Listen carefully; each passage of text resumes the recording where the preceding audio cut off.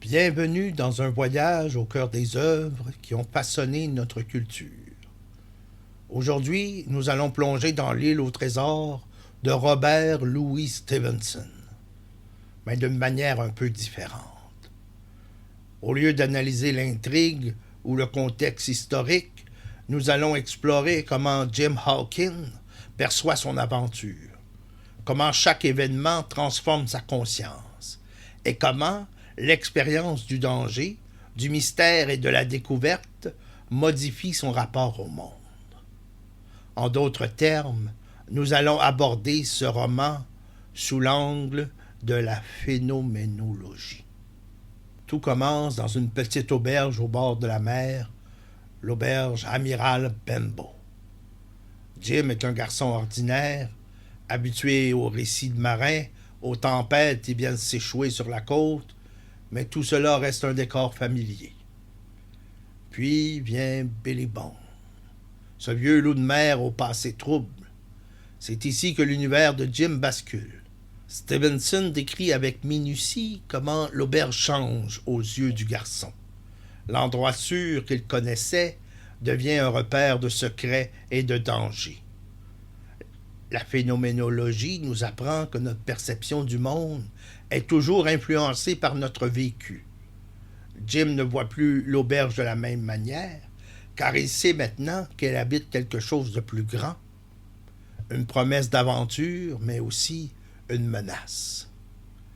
Et puis, il y a cette carte, un simple morceau de papier, mais qui ouvre tout un horizon. À ce moment précis, l'île au trésor n'est pas encore un lieu réel. C'est une pure construction de l'imagination, un espace fantasmé qui existe uniquement dans l'esprit de Jim et de ceux qui l'entourent. Dans un certain sens, avant même d'être explorée, l'île vit déjà dans leur conscience. Lorsque Jim embarque sur l'Hispaniola, la transition est complète. Il quitte un monde qu'il connaissait, mais sa perception du voyage est d'abord euphorique. Tout semble ordonné, structuré, presque idyllique, jusqu'au moment où il découvre la trahison qui couvre dans les cales du navire. Caché dans un tonneau, il entend Silver et ses complices comploter, et soudain tout bascule. Stevenson ne nous raconte pas seulement ce qui se passe, il nous plonge dans ce que Jim ressent. Le temps semble s'étirer, l'espace du tonneau devient un piège, chaque bruit devient une menace. C'est un moment où la perception de Jim se déforme, où le monde ne lui apparaît plus comme il était auparavant. Il voit autrement. Ce n'est plus un voyage, c'est un piège flottant. C'est exactement ce que la phénoménologie nous enseigne. Notre expérience du réel est toujours en transformation. Et face au danger, notre perception du monde peut se resserrer, se déformer, nous enfermer. Puis vient l'arrivée sur l'île. Et là encore, ce n'est plus du tout la terre promise imaginée par Jim. L'île au trésor n'est pas une terre d'aventure idéalisée, mais un espace sauvage, inconnu et menaçant. Les palmiers et la végétation dense ne sont pas exotiques, ils sont oppressants. La carte ne suffit pas à comprendre l'île, car il faut maintenant l'éprouver, la sentir, la vivre dans son corps et son esprit. L'expérience la plus forte de cette transformation est la rencontre avec Ben Gunn, le marin abandonné. Jim voit en lui un reflet possible de ce qu'il pourrait devenir. Un homme perdu sur l'île, dissocié du monde. C'est un autre enseignement de la phénoménologie. Nous ne sommes pas seuls à construire notre expérience du monde. Les autres participent à notre propre compréhension de la réalité. Mais peut-être que la plus grande transformation de Jim vient de son rapport avec Long John Silver. D'abord, Jim voit en lui un père de substitution, un modèle d'aventurier rusé et charismatique. Puis il découvre sa trahison et Silver devient une menace.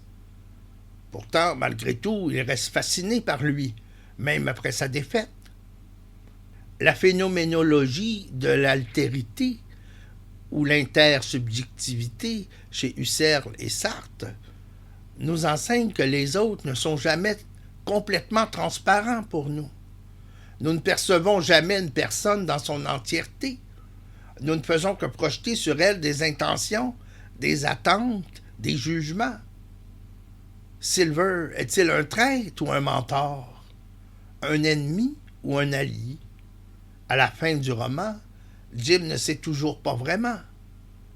Et c'est précisément là qu'est l'enseignement phénoménologique. Nous ne saisissons jamais complètement l'autre. Nous devons toujours négocier avec son mystère. Silver ne cesse de surprendre Jim, de déjouer ses attentes, et lui apprend malgré lui que la réalité ne se divise pas entre le bien et le mal, mais qu'elle est toujours un peu d'ombre et de lumière. À la fin de l'île au trésor, Jim n'est plus le même.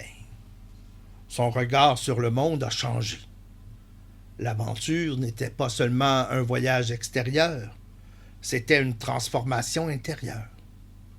L'auberge de l'amiral Bembo qu'il retrouve n'est plus la même. Ou plutôt, c'est son regard qui a changé. L'or du capitaine Flynn n'a plus d'importance pour lui, car ce qui comptait, c'était l'expérience elle-même. L'île au trésor, qui était un espace fantasmé, est devenue un lieu vécu, un endroit qu'il n'a plus envie de revoir. Jim a traversé les épreuves du réel. Il a traversé le danger, qui a transformé son rapport à l'espace et au temps. L'autre, qui lui a appris que personne n'est totalement bon ou mauvais.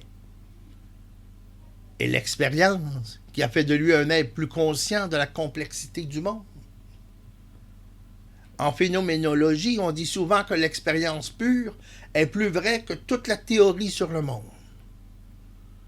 Stevenson nous plonge dans cette expérience vécue où le monde change avec nous, où nous ne sommes jamais les mêmes après avoir traversé une aventure. Merci d'avoir suivi ce voyage phénoménologique dans l'île au trésor. Et vous, avez-vous déjà vécu une expérience qui a changé votre regard sur le monde?